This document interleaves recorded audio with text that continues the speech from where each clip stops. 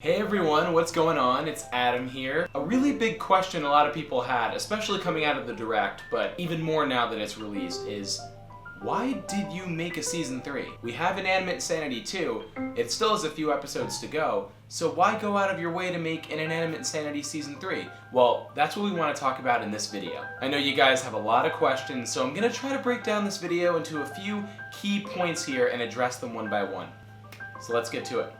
1, 2, 3, go!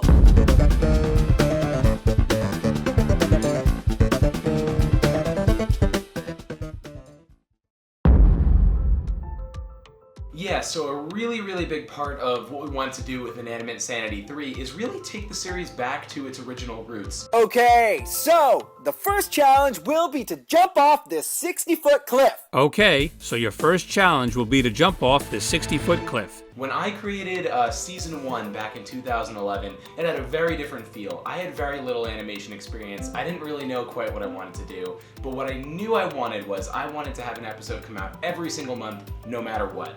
And I also wanted to just keep it loose, keep it fun, and just really just make it a fun, wacky competition show that everyone can enjoy. Over the years, as time has gone on, there's been this unsaid pressure to just keep raising the quality as high as you can. I'm going to make everything just like it was in episode 1. But wasn't it at sub-amateur level? That's the beauty of it. What the heck?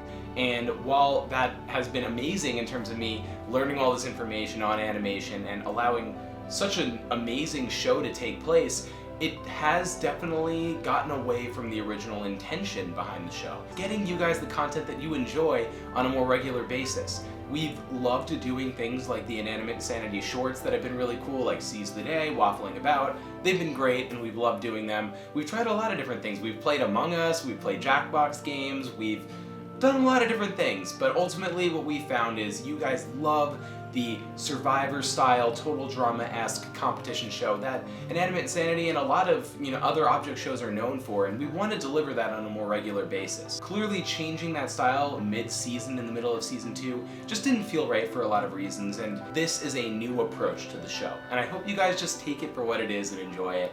I know I have. Along with all of this stuff, obviously there's been a stylistic change to Inanimate Insanity Invitational. It looks a little different this time around. If we're trying to approach that simplicity that the original seasons had, we're going to need to go in another direction with it. And so I actually wanted to share with you all, talking with Lauren a little bit about the process behind the design. All right, well, Lauren, thank you for being here today. Can you tell the lovely people what you do for Inanimate Insanity? I'm mainly a character designer. I design a lot of the cool, zany, wacky characters you see on screen, but I also do a lot of the props that you see. When I was approached to make all the characters for the season, I said, okay, I want to try and work with like the least possible detail I can, like as much of like a recognizable figure without like a bunch of shading and stuff like that. So that's why a lot of the characters are only made up of like 3 colors. I also really wanted to balance the color of the cast. So II is kind of famous for like never having a blue character. We finally have like a few of them in this season, which is just absolutely perfect. And if you look at them all together, they really fit in color-wise, which is what I'm very happy about. Absolutely, and I think just also them in the environments, which I know Yellow Angry did a lot of, it really just, I feel like, has a very cohesive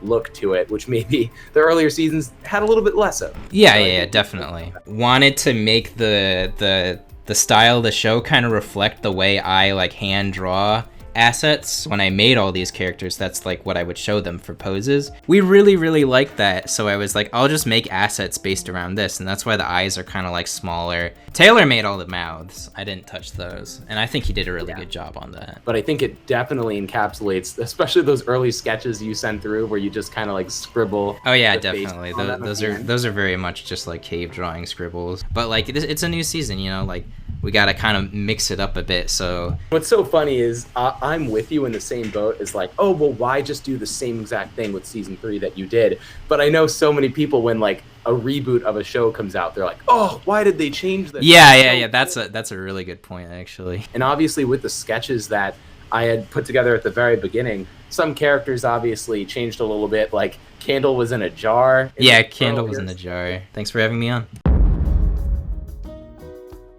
Now I'm going to talk a little bit more about gameplay elements, which is a really, really fun thing that I love about reality shows, where it really just mixes it up and you don't really know what's going to happen. Clearly, when you have very established story arcs with the characters, it almost limits you in that sense because you're a lot more worried about, uh-oh, what if this situation is thrown in and the character's arc gets cut short, which we don't want either. But I think this is going to be a fun opportunity to explore those things. What if the viewers vote for one character to be immune and all the other characters want to vote them out? What happens, right? What if the characters were going to vote them out anyway and, okay, they just get voted out? That's what happens in reality TV. Sometimes it's not the most extravagant thing in the world, and sometimes it's so extravagant that it's mind-blowing, but what makes it so compelling is that it could go either way, and so you're always left on your toes. The craziest thing won't happen every episode, but it might in some of the episodes, and so that's why you tune in. Another big part of that is obviously Indefinite Island. As you saw in episode 1, Blueberry was voted out and sent to Indefinite Island. Blueberry, you've been knocked out. He got there, he had a choice to make. Was he going to stay there and wait potentially for an opportunity to come back into the game, or was he going to leave Indefinite Island? And his response was, "This place seems nice." Which, you know, if I heard that, I'd think he's gonna stay. I think he's gonna stick it out, but we'll just have to wait and see. Inanimate Sanity 2 is not ending. I know I've said it many times, and I know people in the comments have been backing us up by telling people, but it is not ending. We're in the process of solidifying the story for Season 2, Episode 15, and the series currently has 2 more episodes to go, so it's right there. I don't know why people would think we just quit with 2 episodes left when we've made hours and hours of content for the season. That'd be a very strange, bizarre move, but we are working on it. This is just kind of our approach to really go full throttle with Inanimate Insanity, give you guys what you want on a more regular basis, while also allowing us to creatively do what we want to do. And so I'm really, really excited to see what we have in store and share with you guys what we have in store.